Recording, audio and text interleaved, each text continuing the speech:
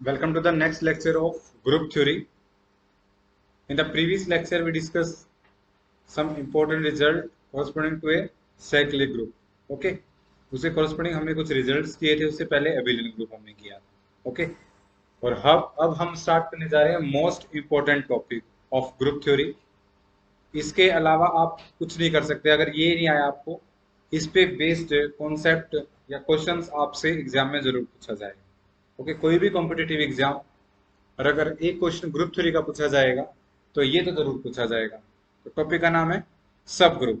Okay, सब group के corresponding हम क्या डिस्कस करेंगे. जैसे अभी तक हम पढ़ रहे हैं, सबसे पहले हमने एबिलियन ग्रुप डिस्कस किया, फिर हमने जितने भी ग्रुप डिस्कस किए हैं उन सभी के हमने ये चेक किया कि ये एबिलियन बनेंगे या नहीं बनेंगे, ये साइक्लिक ग्रुप बनेंगे या नहीं बनेंगे, और हमने ए टू जेड जितने भी ग्रुप प्रीवियस लेक्चर्स में डिस्कस किए थे उन सभी का एनालिसिस किया था, है ना. हम यही पैटर्न कर रहे हैं. लेकिन जब बात आती है सब ग्रुप की, तो सब ग्रुप में भी हम ऐसे ही करेंगे. जितने भी ग्रुप हमने पढ़े हैं उनके टोटल पॉसिबल सब ग्रुप कितने होंगे, पहला क्वेश्चन कितने होंगे, दूसरा वो किस किस टाइप के होंगे, किस टाइप के पॉसिबल हो सकते हैं, किस टाइप के पॉसिबल नहीं हो सकते हैं, सब ग्रुप का ऑर्डर क्या हो सकता है, ठीक है, सब ग्रुप का ऑर्डर क्या नहीं हो सकता है, इसके कोरस्पोंडिंग थ्योरम, ये सब हम करने वाले हैं. तो ये सब करने से पहले हम सबसे पहले पढ़ेंगे सब ग्रुप होता क्या है, ठीक है, कुछ एग्जांपल्स, और फिर पढ़ेंगे रिजल्ट्स. एक जनरल हम ग्रुप लेके चलेंगे और उसके कोरस्पोंडिंग सब ग्रुप के रिजल्ट्स पढ़ेंगे, ठीक है. अभी तक हमने ऐसा काम नहीं किया. हम सबसे पहले एबिलियन, फिर एग्जांपल, फिर कुछ रिजल्ट्स, फिर एबिलियन चेक करना, फिर साइक्लिक चेक करना, कुछ रिजल्ट्स, है ना. तो सेम कॉन्सेप्ट यहाँ पे चलेगा, लेकिन सब ग्रुप को प्रूव करने के तरीके अलग अलग हो सकते हैं. सब ग्रुप एक सब ग्रुप का लेवल अलग है एज कम्पेयर टू एबिलियन और साइक्लिक, है ना. तो इससे corresponding result as compared to previous lecture थोड़े ज्यादा होंगे, लेकिन इजी होंगे और इंटरेस्टिंग होंगे, ठीक है. ये रट्टा नहीं मारना है, याद रखने की जरूरत नहीं है, आप इसका सभी का प्रूफ करोगे और उन फिर रिजल्ट्स की हेल्प से हम जो दूसरे ग्रुप है जिनको हम डिस्कस करते हैं, dihedral group, symmetric group, ZN group, उन सभी के सब ग्रुप निकालना आसान हो जाएगा, है ना. हम डायरेक्टली नहीं जाएंगे कि जेडएन के सब ग्रुप कितने हैं, ये हैं वो. हम सबसे पहले क्या करेंगे, रिजल्ट डिस्कस करेंगे कि सब ग्रुप होता क्या है, साइक्लिक हो जाएगा तो सब ग्रुप कैसे बन जाते हैं, एबिलियन हो जाएगा तो सब ग्रुप कैसे बन जाते हैं.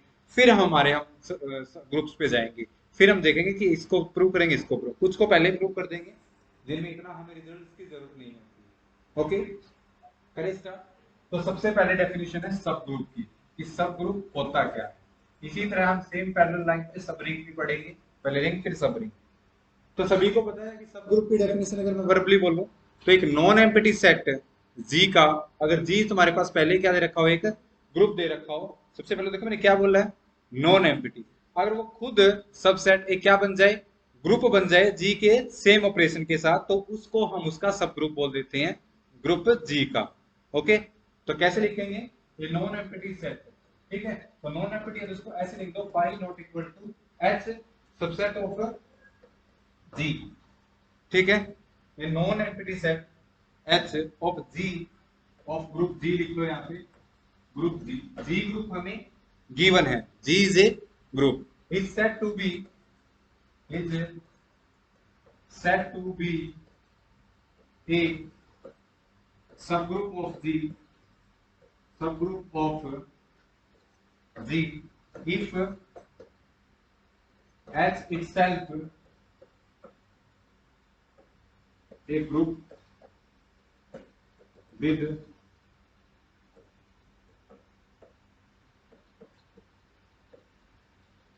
ऑपरेशन, जो जी का ऑपरेशन है वही किसका ऑपरेशन हो, एच का, उससे कोरस्पोंडिंग एच क्या बन जाए, एक सब ग्रुप बन जाए, ठीक है, ग्रुप बन जाए. देखो एच इटसेल्फ एक ग्रुप बन जाएगा, और ग्रुप के लिए कितनी प्रॉपर्टी, 4 प्रॉपर्टी. यानी अगर मैंने यहाँ पे एक ग्रुप बना दिया, ठीक है, जिसका नाम मैंने क्या रख दिया, जी रख दिया, इसका नॉन एम्प्टी सबसेट, कोई बच्चा बोले सर ये बताना, ये मतलब सेट है, एम्प्टी सेट है, क्या ये सब ग्रुप बन जाएगा, नहीं, क्योंकि ग्रुप की तीसरी कंडीशन क्या होती है, आइडेंटिटी एलिमेंट उसमें एग्जिस्ट करे, है ना. तो जब कोई एलिमेंट ही नहीं है ना, हमें किसी को कोई पद देना है लेकिन कोई उम्मीदवार ही नहीं है, तो मतलब फिर तो पॉसिबल नहीं है. इसका मतलब यहाँ पे एक एलिमेंट तो प्रेजेंट होना जरूरी जरूरी ही जरूरी है ना. तो इसलिए नॉन एम्प्टी सेट है वो एक सब ग्रुप कभी बनेगा ही नहीं। दैट्स वाई उसको हमने डेफिनेशन में क्या कर दिया, एक्सक्लूड कर दिया कि अगर आप एम्प्टी सेट की बात करोगे फिर तो आप उसको ग्रुप बोल ही नहीं सकते, सब ग्रुप बोल ही नहीं सकते, वो ग्रुप नहीं बनेगा। क्यों नहीं बनेगा? ग्रुप में आइडेंटिटी एलिमेंट होना जरूरी है, लेकिन आइडेंटिटी एलिमेंट होगा नहीं उसमें, तो एम्प्टी सेट कभी भी सब ग्रुप नहीं बनेगा। ठीक है, इसका नाम हमने एच रख दिया। तो पहली कंडीशन तो क्या होगी कि जो ई है वो किसके अंदर हो, एच के अंदर। E is the identity element of G, है तो वो जी का, लेकिन अगर आप एच को भी सब ग्रुप बनाना चाहते हो तो वो किसके अंदर होना चाहिए, ई के अंदर, एच के अंदर भी होना चाहिए। ठीक है, दूसरी कंडीशन, अगर मैंने यहाँ पे दो एलिमेंट लिए तो उनकी कॉम्पोजिशन उसी के अंदर, एच के अंदर हो, है ना। तीसरी कंडीशन, हर एक एलिमेंट का इनवर्स एग्जिस्ट करे। और एसोसिएटिविटी, एसोसिएटिविटी तो देखो, अगर ये एलिमेंट है जी के, है ना, ये अगर एसोसिएट है because G is a group, फिर आप एच के भी चेक करोगे। एच के तो चेक करने की जरूरत नहीं है ना। अगर मान लो तीन एलिमेंट है ए बी सी, ये किसके है, जी के। जी क्या है, एक ग्रुप, तो ए बी सी और बी सी ए, ये दोनों तो बराबर होंगे ना। अब मैंने यहाँ पे एक सब ग्रुप ले लिया, क्या अभी इसमें कुछ चेंज आ जाएगा? क्या कंपोजिशन कुछ इफेक्ट करेगी? कुछ नहीं करेगी, अभी भी एक एसोसिएटिविटी क्या रहेगी, सेम रहेगी। जब जी ग्रुप बना रहा है तो एसोसिएटिविटी तो अभी भी मेंटेन रहेगी। इसका मतलब कौन कौन सी चीजें हमने देखनी होती है, अगर मुझे एच जी का सब ग्रुप प्रूव करना है तो एच इटसेल्फ क्या हो, एक ग्रुप हो। तो कौन सी ऐसी प्रॉपर्टी है जो हमें चेक करने की जरूरत नहीं है?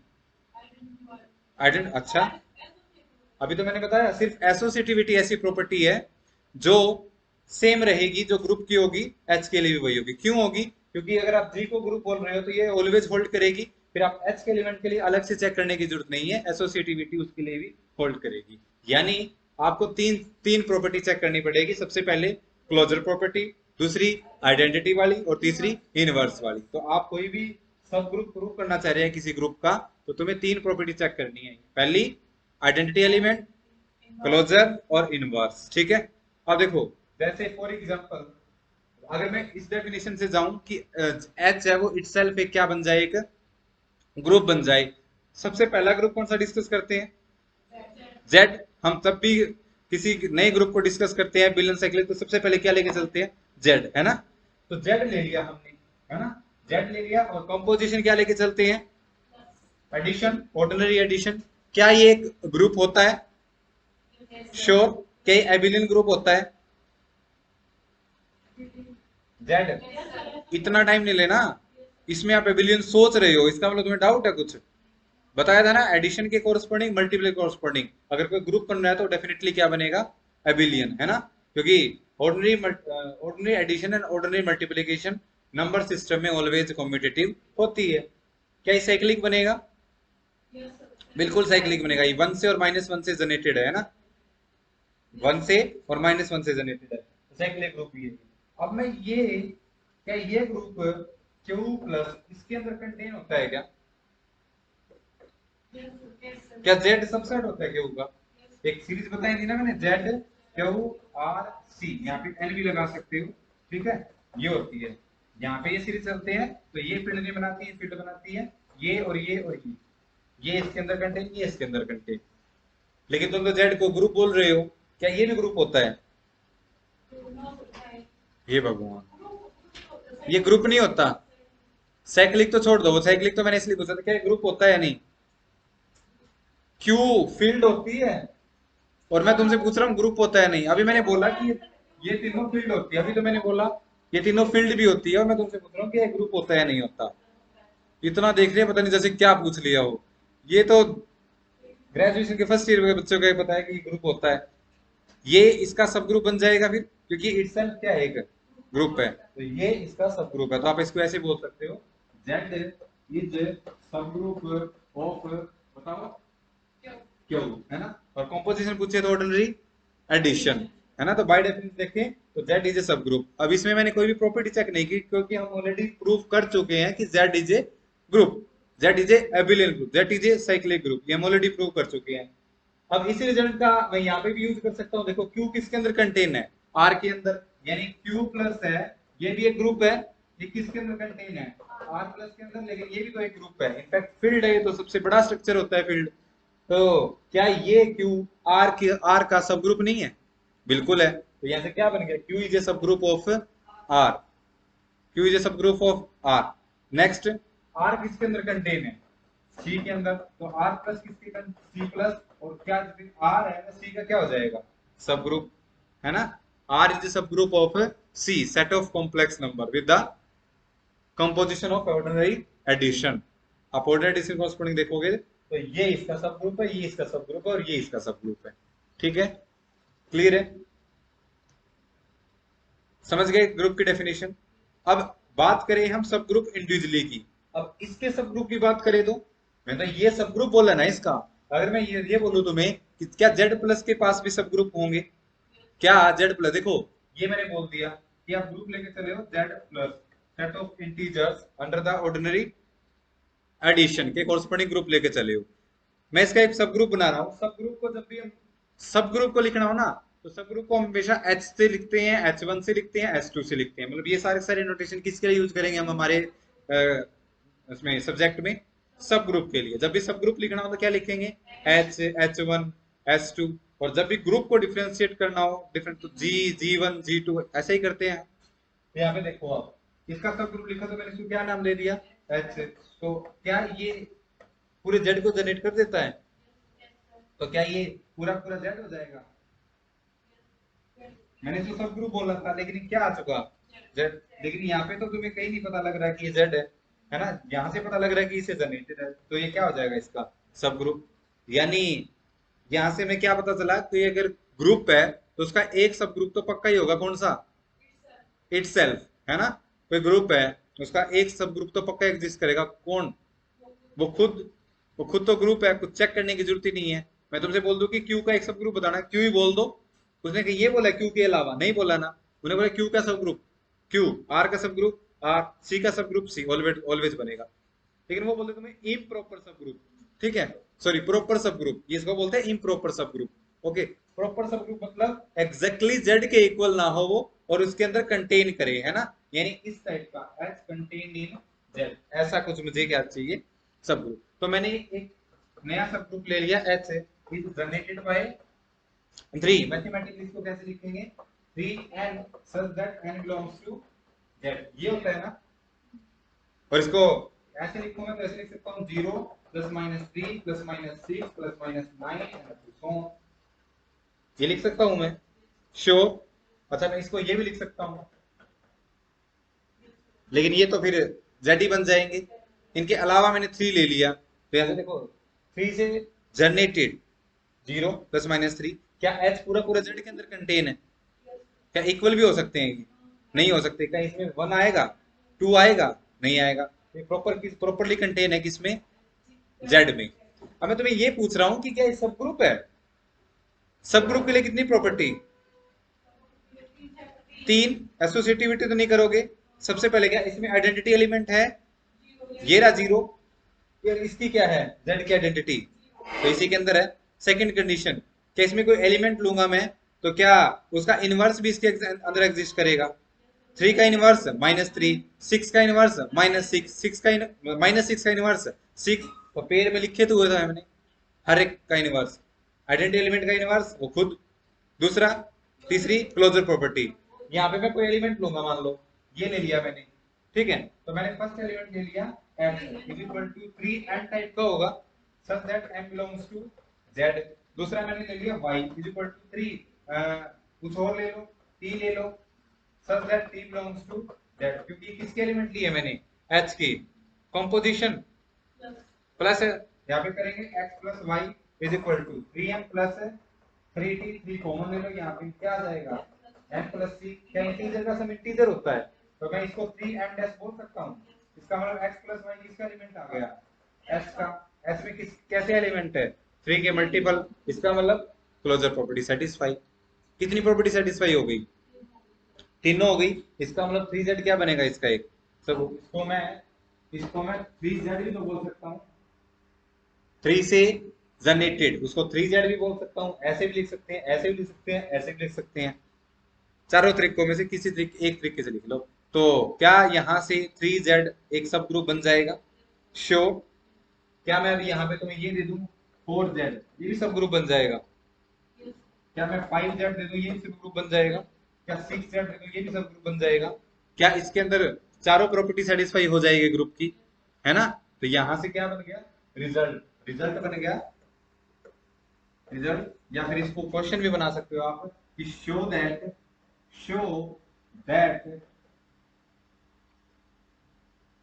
mz इज mz और ब्रैकेट में लिख लो आप m बिलोंग्स टू z, ठीक है, इज ऑलवेज ए सब ग्रुप ऑफ z।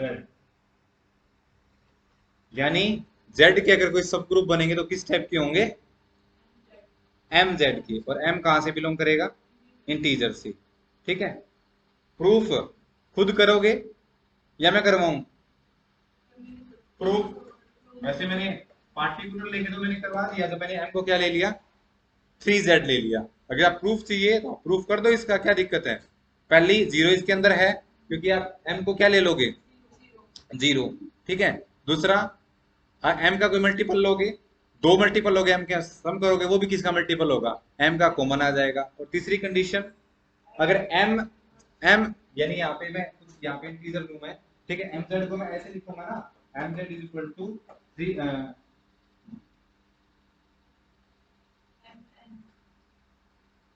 mz लिखा ना यहाँ पे, m वेरी करेगा तो यहाँ पे क्या लिखूंगा? 0 प्लस माइनस m फिर plus minus 2m plus minus 3m and कुछ ऐसे फिर पता जाएगा।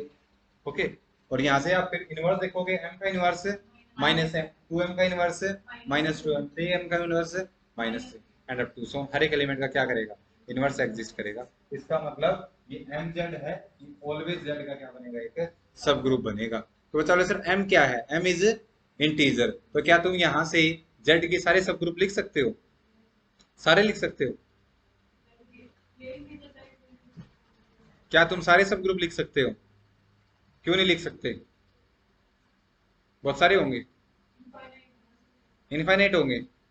तो यहाँ से रिजल्ट बन, हाँ बोलो, रिजल्ट बन गया। क्या बन गया? क्या मैंने बोला क्या तुम z के सारे सब ग्रुप लिख सकते हो? नहीं लिख सकते, क्यों? इनफाइनाइट है। तो यहाँ से रिजल्ट बना सब group of z set of integer have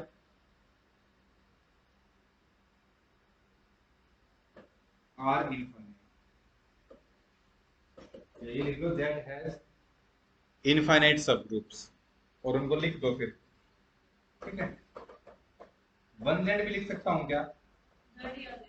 minus 1z भी लिख सकता हूँ, 2z 3z 4z 5z and अच्छा 0z 0z 0 एक ही एलिमेंट आएगा उसके अंदर, है ना। इसको बोलते हैं इसका ट्रिवियल सब ग्रुप। एक इसको और एक इटसेल्फ को हम उसको किसी ग्रुप के ट्रिवियल सब ग्रुप बोलते हैं। और ये किसी भी ग्रुप के ऑलवेज एग्जिस्ट करेंगे ही करेंगे। पहला क्यों का एग्जिस्ट करेगा? क्योंकि आइडेंटिटी एलिमेंट ग्रुप के अंदर ऑलवेज होता है। तो सिंगलटन आइडेंटिटी को सिंगलटन सेट बना के लिख दीजिए, वो ग्रुप की चारों प्रॉपर्टी को सेटिस्फाई करेगा and hence form A group and hence सब ग्रुप ऑफ जी, है ना। क्लियर है? मैंने क्या बोला है यहाँ पे? मैंने बोल दिया कि जी इज ए ग्रुप। जी मैंने क्या बोल दिया? एक ग्रुप बोल दिया यहाँ से। तो क्या इसके अंदर जी के अंदर आइडेंटिटी एलिमेंट होगा? तो आइडेंटिटी एलिमेंट को सिंगल सेट बना के लिख दो, ये क्या बन जाएगा? इस सेल ग्रुप बन जाएगा। लेकिन इसको क्या बोलेंगे? सब ग्रुप बोलेंगे। किसका? जी का। और दूसरा जी खुद। और इनको कौन से सब ग्रुप बोलते हैं? इनको इनका ट्रिवियल ट्रिवियल या फिर किसी का दूसरा नाम क्या है? इम्प्रॉपर सब ग्रुप ऑफ, यानी कोई भी ग्रुप हो उसके दो सब ग्रुप तो ऑलवेज ही एग्जिस्ट करेंगे। एक तो खुद इटसेल्फ, खुद, हाँ। अगर देखो मैंने बोल दिया कि जी का एक सब ग्रुप है, मैंने बोला क्या है, वो बोलता जी खुद है। फिर आप बोलोगे अच्छा इम्प्रॉपर सब ग्रुप की बात कर रहे हो? मैंने कहा हाँ। दूसरा बोला कि मेरे पास एक और सब ग्रुप है, मैंने कहा अच्छा। मैंने कहा वो जी है, बोला नहीं है। मैंने कहा सिंगलटन सेट है, बोला नहीं। इसका मतलब वो कौन सा सब ग्रुप है? प्रॉपर सब ग्रुप है। यानी वो ना तो जी के इक्वल है, ना singleton set identity element trivial के। इसका मतलब वो कौन सा है? इसका प्रॉपर सब ग्रुप।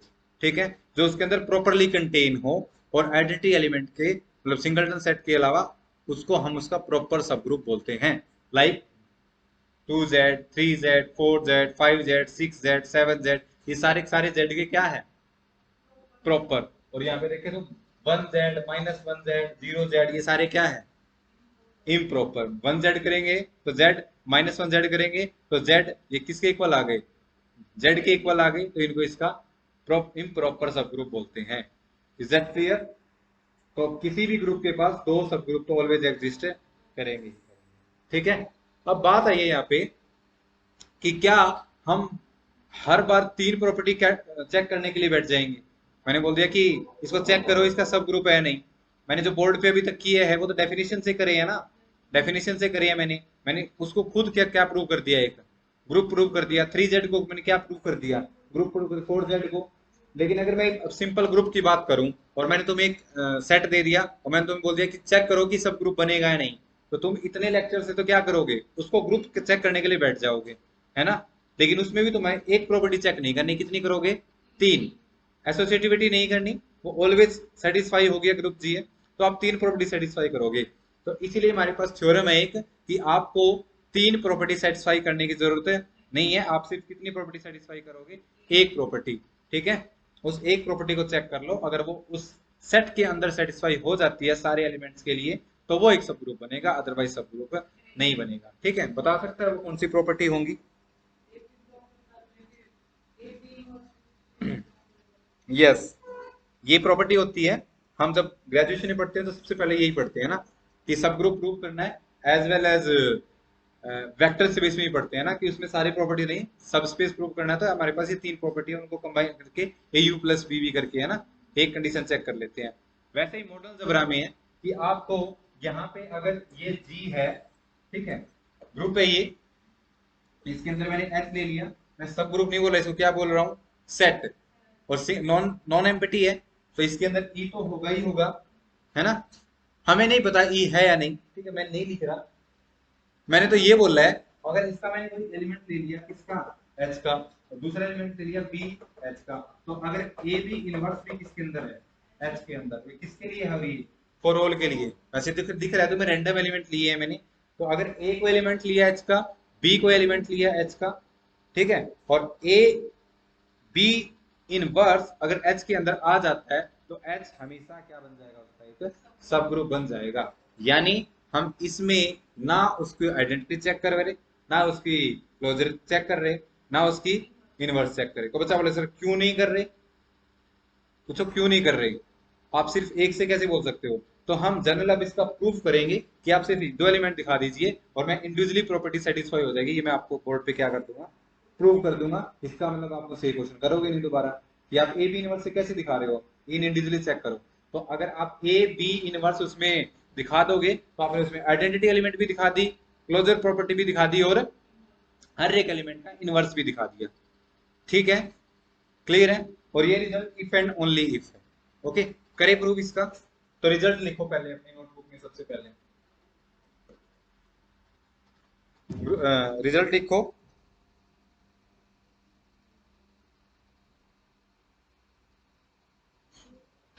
टू साइडेड है, वन साइडेड है, टू साइडेड है। तो क्या मैं इफ एंड ओनली वर्ड का यूज करूंगा, एच इज ए सब group of G if and only if A B inverse belongs to H for all A comma B belongs to H। ठीक है, two sided results कैसे prove करे जाते हैं, एक साइड हम मान के चलते हैं और दूसरी साइड को प्रूव कर देते हैं, फिर जो दूसरी साइड है उसको मान के चलते हैं, पहले वाली साइड को प्रूव कर देते हैं। तो सबसे पहले मैं मान लेता हूं कि H क्या है, उसका सब ग्रुप है। तो प्रूव करने के लिए मैं यहाँ पे मान लेता हूं कि late H be a subgroup of G, then taking two elements, A belongs to H, B belongs to H। H क्या है उसका सब ग्रुप है, तो क्या B इनवर्स भी H के अंदर होगा, बिकॉज फोर्थ प्रॉपर्टी होती है कि हर एक एलिमेंट का इनवर्स एग्जिस्ट करता है। ये भी इसका एलिमेंट है, ये भी इसका एलिमेंट है, और H इटसेल्फ क्या है, ग्रुप है तो क्या क्लोजर प्रॉपर्टी सेटिस्फाई होगी, तो इनकी कंपोजिशन भी इसके अंदर होगी। This implies that a b inverse belongs to H, यहां पे लिख लो बिकॉज़ एच इज ए सब ग्रुप ऑफ जी। इसका मतलब क्लोजर प्रॉपर्टी सेटिस्फाई, हमने रिजल्ट को वन साइड प्रूव कर दिया है ना। अब इसका अपोजिट मान लें, हम अपोजिट ले लें।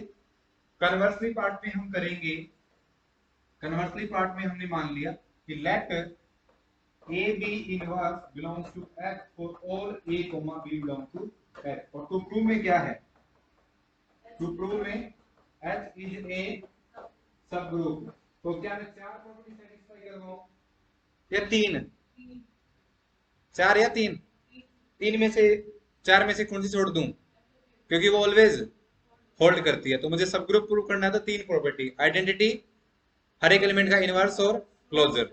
सबसे पहले मैं आइडेंटिटी वाली प्रॉपर्टी सेटिस्फाई करवाता हूँ। यहाँ पे मैंने सेम ले लिए, मैंने ए और बी को क्या ले लिया, सेम एलिमेंट ले लिया। यहाँ पे करना a inverse belongs to H, ये क्या हो जाता है, क्यों, जी का है ना, ये एलिमेंट किसके होंगे, जी के, तो ये क्या आ गया, ई बिलोंग्स टू एच। इसका मतलब आइडेंटिटी एलिमेंट उसमें एग्जिस्ट करेगा। First property satisfy, sure. दूसरी इनवर्स, क्या मैं इसके अंदर ई दिखा दिया मैंने, क्या ई एच के अंदर बिलोंग करेगा, श्योर। तो क्या मैं ए को ई ले लूं नेक्स्ट में, ए को ई प्रूव करना है, ये तो है ना, ये गिवन है, देखो मैंने इसके लिए इसका यूज किया है। फिर नेक्स्ट इसका यूज कर लो, फिर नेक्स्ट के लिए अगर ई एच के अंदर है तो आप ए को क्या ले लो, ई ले सकता हूं क्योंकि एच के अंदर है ये। बी को एच डीज रखो, यहाँ पे प्रूव करना, यहाँ पे लाइन दोबारा लिख दो, ए को क्या लिख दो, ई, और ये लाइन दोबारा लिखना है यहाँ पे, e into b inverse belongs to H for all e comma b belongs to H. लेकिन ई तो मैंने ऑलरेडी दिखा दिया, तो मैं इसको रेक्टिफाई करके ऐसे लिख सकता हूँ, e into b inverse, because e is identity, b inverse belongs to H for, ये हटा दो, यहाँ पे बी बिलोंग्स टू एच लिख दूं। ये किसकी कंडीशन होती है, इनवर्स ऑफ एवरी एलिमेंट, मतलब हर एक एलिमेंट का क्या एग्जिस्ट करेगा, इनवर्स एग्जिस्ट करेगा। बी इज आर्बिट्री एलिमेंट है ना, इसका मतलब हर एक एलिमेंट का करेगा, कल बताया था ना। कोई बच्चा बोले सर ये तो बी का दिखाया है बाकी सारे एलिमेंट, तो उन सभी का अंडरस्टूड है क्योंकि मैंने ये अपने आर्बिट्री एलिमेंट लिया है। क्लियर है, श्योर।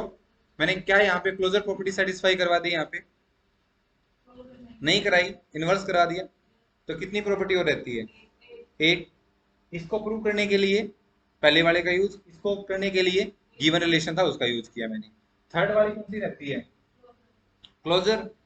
मैंने एक एलिमेंट ले लिया ए बिलोंग्स टू एच, ठीक है, मैंने बी एलिमेंट ले लिया किसका, एच का, ये एलिमेंट ले लिया मैंने। अच्छा ये तो मैं प्रूव कर दिया, बी अगर एच का एलिमेंट है, this implies that b inverse also element of H inverse, sure, पक्का। यहाँ पे बी की जगह बी इनवर्स लिख सकता हूं मैं, बी की जगह बी इनवर्स, क्यों, क्योंकि बी इनवर्स भी किसके अंदर है, और लास्ट में यहाँ पे क्या लिखा हुआ है, for all a b belongs to H. तो मैं क्या यहाँ पे ए की जगह ए और बी की जगह बी इनवर्स लिख दूं, तो ए बी इनवर्स का इनवर्स बी की जगह बी इनवर्स लिखता है, for all a comma b belongs to H. तो बता मतलब बी इनवर्स क्यों नहीं लिखा, बी लिखने से काम चल रहा हमारा, बी है तो बी इनवर्स भी है उसके अंदर। ये क्या हो गया, अच्छा ये एस था ना, बिलोंग्स टू एच, ये क्या हो गया, इनवर्स का inverse, a b belongs to H for all a comma b belongs to H. ये क्या होती है, क्लोजर प्रॉपर्टी। यानी अगर आप एच के कोई भी दो एलिमेंट लोगे तो उनकी कंपोजिशन किसके अंदर होगी, एच। एसोसिएटिविटी भी कराऊं, वो क्यों हो जाएगी अपने आप, क्योंकि G itself a group and hence H is a सब ग्रुप ऑफ जी। यही प्रूव करना था ना, तो इसमें हमें ये कंडीशन गिवन थी। तो सबसे पहले मैंने आइडेंटिटी एलिमेंट दिखाया उसमें, फिर हर एक एलिमेंट का इनवर्स दिखाया, और फिर उसमें क्लोजर प्रॉपर्टी दिखाई। तो अब मैं इंडिविजुअली किसी ग्रुप में इस रिजल्ट को एज इट इज यूज कर सकता हूँ, फिर मुझे इसमें प्रूव करने की जरूरत नहीं है कि ये एसोसिएटिव है, ये आइडेंटिटी एलिमेंट कंटेन करता है, ये हर एक एलिमेंट का इनवर्स कंटेन करता है, ठीक है, क्लोजर प्रॉपर्टी सेटिस्फाई होती है। आप जस्ट क्या करो, मान लो मैंने तुम्हें कोई ग्रुप दे दिया G1 और मैंने बोल दिया कि A इसके अंदर है, B इसके अंदर है, तो आप जस्ट क्या चेक कर लो, क्या ए बी इनवर्स जीवन के अंदर है या नहीं है? अगर नहीं है तो ये सब ग्रुप नहीं बनेगा, और अगर है तो सब ग्रुप बन जाएगा। Result clear? तो जो हमने अभी रिजल्ट किया है ये मोस्ट इंपॉर्टेंट रिजल्ट है। ओके, क्लियर है?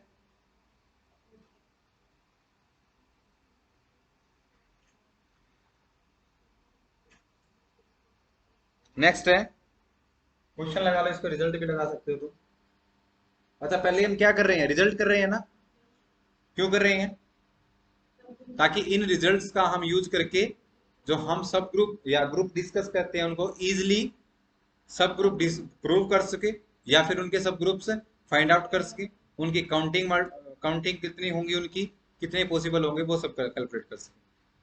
मैंने एक बोल दिया था कि तुम्हें एक ग्रुप दे दिया जी, जी का कोई एलिमेंट उठाया और मैंने बोल दिया इससे जनरेट करके एक सेट बनाइए। सबसे पहले मैंने क्या बोला, एक सेट बनाइए, और मैं बोल दिया इसको प्रूव करो कि वो क्या बन जाएगा, उसका सब ग्रुप। नहीं समझ आया रिजल्ट?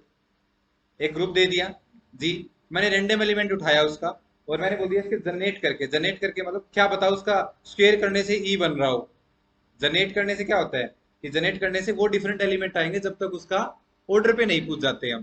तो मैंने बोल दिया कि एक एलिमेंट उठाया मैंने ए, किसी ग्रुप जी का, तुमने ए स्क्वायर किया, वो डिफरेंट एलिमेंट आया। फिर ए क्यूब किया, वो भी डिफरेंट एलिमेंट आया। ए फोर करा, वो भी डिफरेंट। ए फाइव करने के बाद कितना एलिमेंट आया, आइडेंटिटी एलिमेंट। इसका मतलब उस ए से जनरेट होने के बाद उस सेट में कितने एलिमेंट आए, फाइव, या फाइव आए ना। एक ए खुद, एक ई, और बाकी A square, A cube, A raise to power four, है ना। पांच एलिमेंट आए, तो तुम्हें अब ये प्रूव करना है कि वो क्या बन जाएगा, एक सब ग्रुप बन जाएगा। अच्छा, वो सब ग्रुप प्रूव करना है तुम्हें। सब ग्रुप हो गया, एक एलिमेंट से जनरेट कर रहे हो तुम, किसकी डेफिनेशन होती है ये, साइक्लिक। नहीं समझ आया? मैंने सबसे पहले बोला एक एलिमेंट उठाइए ग्रुप जी का, उसको जनरेट करके एक सेट बनाइए। तुमने उसको क्या प्रूव कर दिया, सब ग्रुप। एक एलिमेंट से जनरेट हो रहा है, इसका मतलब कौन सा है वो, साइक्लिक।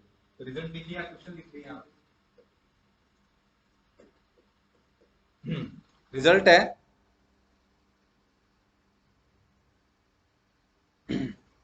इफ रैंडम एलिमेंट लिया ना मैंने, क्या ले लिया, A belongs to G and H is A, set बोल दो, सबसे पहले सेट है ना। लेकिन हमने क्या प्रूव करना है इसको, सब ग्रुप इज ए सब ग्रुप ऑफ जी। आगे कुछ ऐड करूं, कुछ और हो इसमें प्रॉपर्टी, साइक्लिक, ये चीज साइक्लिक, डेफिनेशन साइक्लिक की तो है। आप इसको सब ग्रुप प्रूव कर रहे हो और एक एलिमेंट से नेट भी दिखा रहे हो, तो लिख दो, ताकि वो तो अंडरस्टूड है, लेकिन लिख दीजिए आप विच इज साइक्लिक। ठीक है,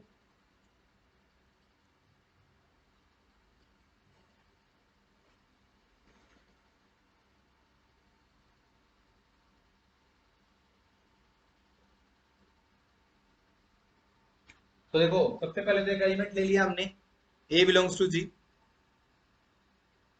जनरेट करने की डेफिनेशन तुम्हें पता है, कॉम्पोजिशन तुम्हें नहीं पता, और कॉम्पोजिशन नहीं पता है तो एन ए लिखते हैं, ए रेज़ टू पावर एन लिखते हैं। एन ए कब लिखते हैं, जब प्लस एडिशन, ठीक है, एडिशन दे रखी है ऑर्डनरी, या एडिशन मोडलो एन हो तो हम क्या लिखते हैं, एन ए लिखते हैं। क्योंकि मैं इसको ऐसे लिख सकता हूँ, H is equal to a raise to power n such that n belongs to Z. ठीक है, लिख सकता हूँ ऐसे। यानी एच में कैसे एलिमेंट है जो किससे जनरेट हो रहे हो, ए से जनरेट हो रहे हो। और क्या प्रूव करना है एच को, किसका यूज करेंगे, तीन प्रॉपर्टी सेटिस्फाई का या फिर कुछ और। अब हम तीन प्रॉपर्टी को चेक नहीं करेंगे, अब सिर्फ हम एक ए बी का इनवर्स, ठीक है। अच्छा, ए तो इसमें ऑलरेडी यूज हो रखा है, तो हम ए से डिफरेंट ले लेते हैं कुछ। तो हमने क्या एलिमेंट ले लिया, एक्स और वाई ले लिए, फिर एक्स वाई का इनवर्स दिखाना उसमें। अच्छा, एक्स एलिमेंट मैंने एच का ले लिया, कितने, दो की जरूरत होती है ना, ए बी इनवर्स दो की जरूरत होती है, दूसरा क्या ले लूं मैं, वाई ले लिया। एच की है तो पक्का एक्स भी तो कुछ ए की पावर करने से आया होगा, तो क्या मैं उसको x is equal to a raise to power m ले लूं, ठीक है, या एम वन ले लेता हूं, such that m one belongs to Z, है ना। क्योंकि किसका एलिमेंट लिया ये, एच का, और एच का एलिमेंट किससे जनरेट हो रहे हैं, ए से। दूसरा भी कुछ ऐसे ही होगा, M2 किससे बिलोंग करेगा? Z से। समझ आ रहा है ये ऐसे क्यों लिखा है? अब देखो कंपोजिशन करनी है इसकी, नहीं, क्या दिखाना है? टू प्रूव में लिखो, टू प्रूव में लिखो आपको एक्स वाई का इनवर्स किसके अंदर दिखाना है? एच के अंदर। तो सब ग्रुप प्रूव हो जाएगा, फिर साइक्लिक भी प्रूव करेंगे उसको by definition of cyclic group H is a cyclic. देखो इसका इनवर्स किया मैंने, यहाँ पे किया y का inverse is equal to a m2 का इनवर्स। तो क्या मैं इसको a raise to power minus m2 लिख दूं और सीधा भी लिख दूं m2 की बिलोंग्स टू z, जो मैंने ऑलरेडी लिखा हुआ है। ये हो गया y इनवर्स। किससे जनरेट है? a से जनरेट है, a से जनरेट है। h की y के साथ, y इनवर्स के साथ कंपोजिशन करना, x y inverse just composition कर रहा हूं। और ये कंपोजिशन भी अगर a से जनरेट होगी तो कैसे में चला जाएगा ये, श्योर। तो करना है यहाँ पे a raise to power m, ठीक है, 1 into a raise to power base से मतलब पावर ऐड, या फिर ये बोलो कंपोजिशन ऐड हो जाती है। ये कोई बच्चा बोल सकता है मल्टीप्लिकेशन कैसे लेके चल रहे हो, नहीं, आप इसको ये ले लीजिए, -1 है तो मैं इसको a raise to power element है ये लिख सकता हूँ। अच्छा इंटीजर का डिफरेंस इंटीजर ही होता है, तो यहाँ पे लिख दो m1 minus m2 belongs to that. क्या ये xy इनवर्स भी a से जनरेट हो गया, या फिर xy h में चला जाएगा? क्योंकि a से जनरेट होने वाले सारे एलिमेंट किसके अंदर ले रखे हैं? h के अंदर। And this implies that by using previous theorem, previous result H is a subgroup of G। आगे लिखो and H is generated by single element, then by the definition of cyclic group H must be a cyclic subgroup। ठीक है, लिख दोगे वो line, because H is generated by a single element, then by the definition of cyclic group H must be cyclic। ये बोला था ना last में, लाइन लिखी थी which is cyclic, तो ये तो ऑलरेडी हो ही चुकी। वर्बली बोलो मैंने क्या प्रूव किया है? मैंने कोई भी ग्रुप लिया, उसका एक एलिमेंट उठाया, उससे जनरेट करके मैंने एक सेट लिख दिया, वो ऑलवेज बिना चेक करे बताओ क्या बनेगा? सब ग्रुप, इनफैक्ट साइक्लिक सब ग्रुप। और जिससे जनरेट कर रहे हो वो क्या हो जाएगा? उसका जनरेटर। समझ गए? क्या फिर उसको ग्रुप भी प्रूव करोगे? क्यों? क्योंकि हमने ये रिजल्ट का प्रूफ कर दिया है ना। तो अगर मैं बोल दूं तुम्हें Zn दे दिया, मैंने Zn दे दिया, Zn n की वैल्यू मैंने 8 ले ली, कितने एलिमेंट होंगे? 8 एलिमेंट होंगे उसमें। जीरो से जनरेट का तो जीरो की तो एक पावर करते ही वही आ जाएगा, फिर जीरो का स्क्वायर भी करोगे, वो उसको कौन सा बोलते हैं? उसका ट्रिवियल सब ग्रुप, जो ऑलवेज ऑलवेज बनता है। एक खुद Z8, दूसरा 1 से जनरेट करोगे Z8 ही बनेगा, और उसको हमने क्या बोल दिया? इम्प्रॉपर। नेक्स्ट एलिमेंट टू से मैं कर नहीं रहा यहाँ पे, हम करेंगे आगे जाके। मैं सिर्फ ये बता रहा हूँ कि 2 से जनरेट करूंगा पक्का सब ग्रुप बन जाएगा। अभी भी देख कैसे कर रहे हैं, इनिशियो ऐसे कर रहे हैं अभी, जैसे पता नहीं क्या पूछ ले। 3 से जनरेट, 4 से, 5 से, वो बनेगा, बनेगा कैसा वो हम आगे लेक्चर्स में देखेंगे। फिलहाल हमें ये पता लग गया कि आप 6 से जनरेट कराइए, 7 से जनरेट कराइए, 8 से जनरेट कराइए, 5 से कराइए, 8 तो होगा ही नहीं, 6 से कराइए, सारे सारे क्या बनेंगे? सब ग्रुप। यहां तक तो हम इतना ही बोल सकते हैं कि सब ग्रुप ऑलवेज बनेगा। ठीक है, नेक्स्ट नेक्स्ट रिजल्ट पे आइए।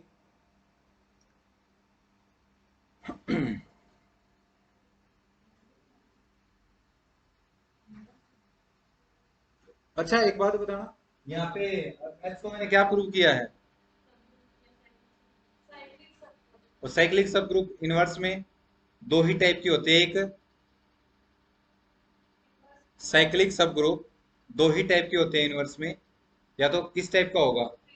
टाइप का बोला है मैंने, या तो जेड टाइप का होगा, या फिर जेड एन टाइप का। आइडेंटिटी मैंने क्या बोला था? अगर कोई ग्रुप साइक्लिक है, अगर वो इनफाइनाइट है तो किसका समर्पिक होगा? और वो फाइनाइट है तो किसका इक्वल होगा? जेड एन की। तो आप यहाँ से ये भी लिख सकते हो इस रिजल्ट को और ज्यादा एक्सटेंड करके, and either H is isomorphic to Z और H is isomorphic to Z यहाँ पे ऑर्डर ऑफ ए लिख दो या एन लिखूं? ऑर्डर ऑफ ए लिख दो। जितना ए का ऑर्डर होगा, क्योंकि ए की कितनी पावर करने पर आइडेंटिटी एलिमेंट आएगा उतने ही एच के अंदर एलिमेंट आएंगे, इसलिए जो एच है वो किसका आइसोमॉर्फिक हो जाएगा? जेड ऑफ, यहाँ पे ऑर्डर ऑफ ए लिख दो। ऑर्डर ऑफ ए क्यों लिखा, समझ आ गया? क्योंकि ए की कितनी पावर करने पर जाएगा तभी तो डिफरेंट एलिमेंट आएंगे एच के अंदर। तो यहाँ पे करेंगे तो एच अगर हुआ इनफाइनाइट तो किसका आइसोमॉर्फिक होगा? जेड की। तो हुआ फाइनाइट तो किसका आइसोमॉर्फिक हो जाएगा? जेड ऑफ ऑर्डर ऑफ ए। ठीक है, क्या तुम दोनों के एग्जाम्पल दे सकते हो मुझे? हम्म,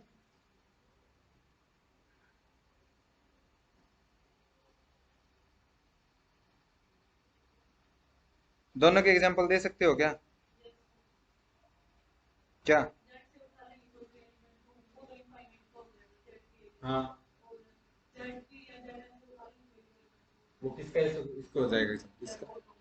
नहीं समझ आया। मैंने तुम्हें बोला कि क्या दोनों के एग्जाम्पल दे दोगे? तो अब इसके लिए जी को तो ले लो क्या, जेड। एस को ले लो क्या, टू जेड। ये क्या बनेगा? साइक्लिक नहीं बनेगा, ये टू से जनरेट नहीं है, और टू क्या एलिमेंट जेड का नहीं है। तो यहाँ से करेंगे, और ये टू जेड है, ये किसका समवर्ती हो जाएगा फिर? ठीक है, इसके लिए अभी तो मैंने वर्बली डिस्कस किया है, क्या उठा लो? जेड सेवन उठा लो। ठीक है, जेड सेवन उठाएंगे, क्या फाइव एलिमेंट जेड सेवन का है? सेवन का ही है। यहाँ से करेंगे, फाइव का ऑर्डर कितना होता है जेड सेवन के अंदर? H is equal to generated by five. Z seven के अंदर फाइव का ऑर्डर टू। टू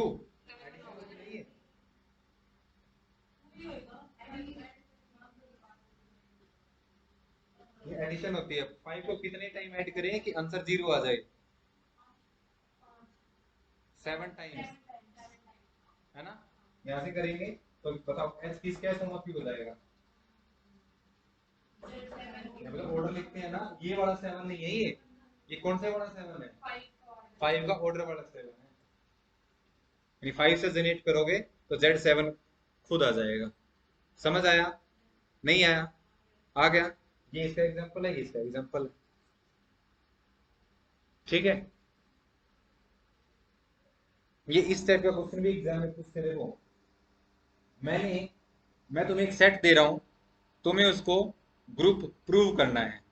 ठीक है, सब ग्रुप बन जाएगा वैसे वो, लेकिन तुम्हें इसको क्या प्रूव करना है? ग्रुप, सब ग्रुप। देखो, मैंने बोल दिया एक जनरल मैंने ग्रुप लिया, मैं कोई पार्टिकुलर तुम्हें ग्रुप नहीं दे रहा हूं, क्योंकि पार्टिकुलर ग्रुप हम जब डिस्कस करेंगे जब हमारे रिजल्ट हो जाएंगे। बोला था ना मैं लेक्चर के स्टार्टिंग में, पार्टिकुलर ग्रुप्स हम तब डिस्कस करेंगे जब हम सब ग्रुप के कॉरस्पॉन्डिंग रिजल्ट डिस्कस कर ले। ठीक है, तो मैंने तुम्हें एक सेट बना के दिया है एच। एच के अंदर वो सारे एलिमेंट है जिसकी पावर मैं टू करूं तो आइडेंटिटी एलिमेंट आ जाए। वर्बली मैंने बोल दिया, लिखेंगे कैसे इसके अंदर वो सारे एलिमेंट, ठीक है, जिनकी स्केल करने से क्या रखो? Identity element of G, A belongs to G. ठीक है, ये मैंने एक सेट दे दिया। ठीक है, किसका सबसेट दे दिया? किसका? जी का। और मैंने बोल दिया जी इज ए ग्रुप। ठीक है, बी ए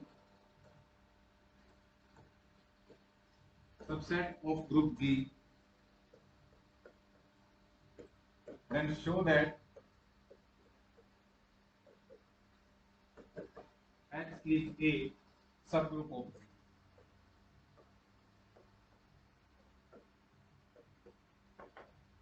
ये G का सब ग्रुप होगा, ये प्रूव कीजिए। और